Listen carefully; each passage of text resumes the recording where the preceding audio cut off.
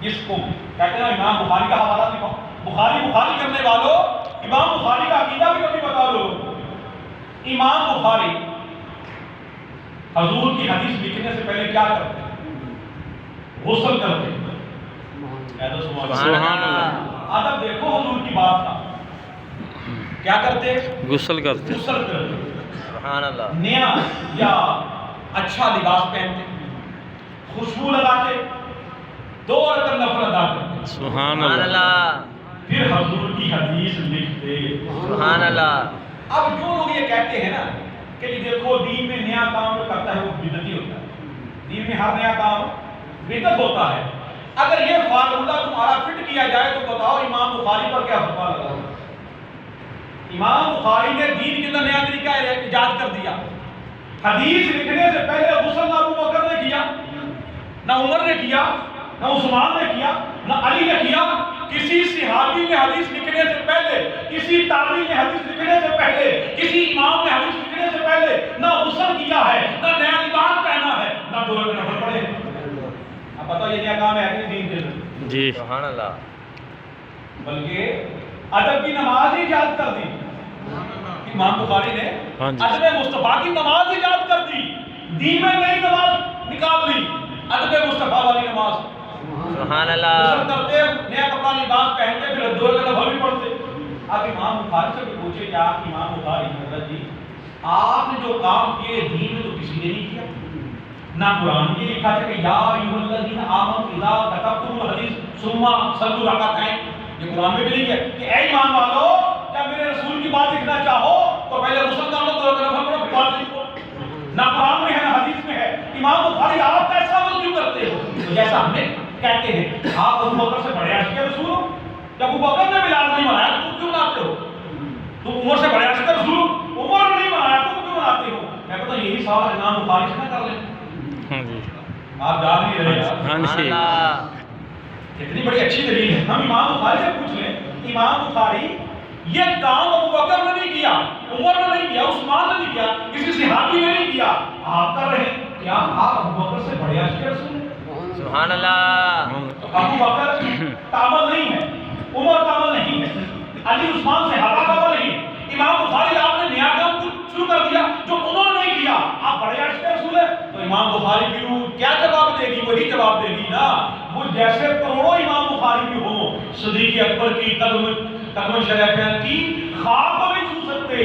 بات اصل میں یہ ہے ابو بکر نے ڈائریکٹ مصطفیٰ کو دیکھا تھا، جنہوں نے ڈائریکٹ دیکھا ہو ان کی محبت کا اظہار اور ہوتا ہے۔ میں صدیوں بعد پیدا ہوا، میں حضور کو دیکھ نہیں سکا، حضور کی ذات اور بات کا ادب کر کے اپنی محبت کا اظہار کر رہا ہوں۔ سبحان اللہ۔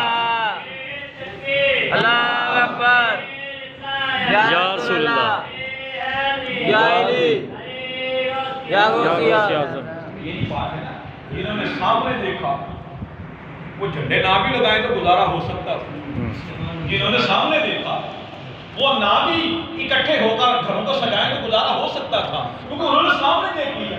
سامنے دیکھنے کا مزاج اور ہوتا ہے۔ ہم صدیاں بعد پیدا ہوئے، ہم بھی تو محبت کا اظہار کرنا چاہتے ہیں، سبحان اللہ۔ ہم بھی گھروں کو سجا کر اکٹھے ہو کر جھنڈے لگا کر سرکار سے محبت کا اظہار کرتے ہیں۔ سبحان اللہ۔ اب ان سے بڑے عاشق رسول ہیں امام مدینہ امام مالک جو 93 ہجری میں پیدا ہوئے۔ تم تو 14 صدیوں بعد کی بات کرتے ہو نا، 1-2 سال کے جھگڑے ہیں نا، ہم تو پرانی بات کرتے ہیں نا۔ امام مالک جو 93 ہجری میں پیدا ہوئے، تابعین کے دور میں پیدا ہوئے، ان کا عمل دیکھو کیا۔ اب اپنے گھر میں بیٹھے تھے، ایک بندہ آ گیا، دروازے پر دستک ہوئی، یا امام مالک آپ سے مسئلہ پوچھنا چاہتا ہوں۔ آپ نے فرمایا مسئلہ حدیث کا ہے یا فقہ کا؟ سبحان اللہ۔ اس نے کہا حضور حدیث کا۔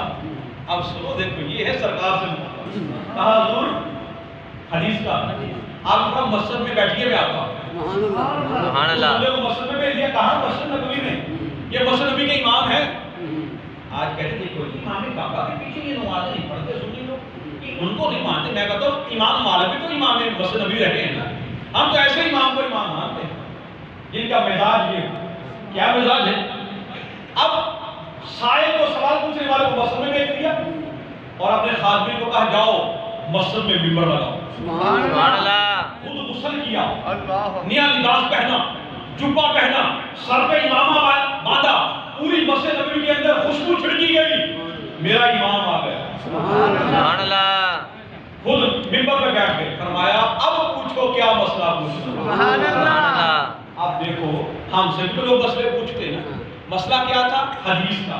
حدیث کیا آتی ہے؟ سرکار کا عمل، سرکار کا قول، سرکار کا فعل۔ تو اب یہ دیکھیے 93 ہجری میں پیدا ہونے والا امام مسجد نبوی کا جو حضور کی باتوں کا اتنا حیا کرتا ہے، وہ حضور کی ذاتوں کا اتنا حیا کرتا ہے۔ سبحان اللہ اور پوری زندگی امام مالک نے مدینے پاک میں بول و براز نہیں کیا۔ کہہ دو سبحان اللہ۔ بول و براز سمجھتے ہو کہ نہیں؟ ہوں پیشاب پخانہ نہیں کیا پوری زندگی مسجد مدینہ شریف کے اندر۔ اب ہے کہ نہیں ادھر؟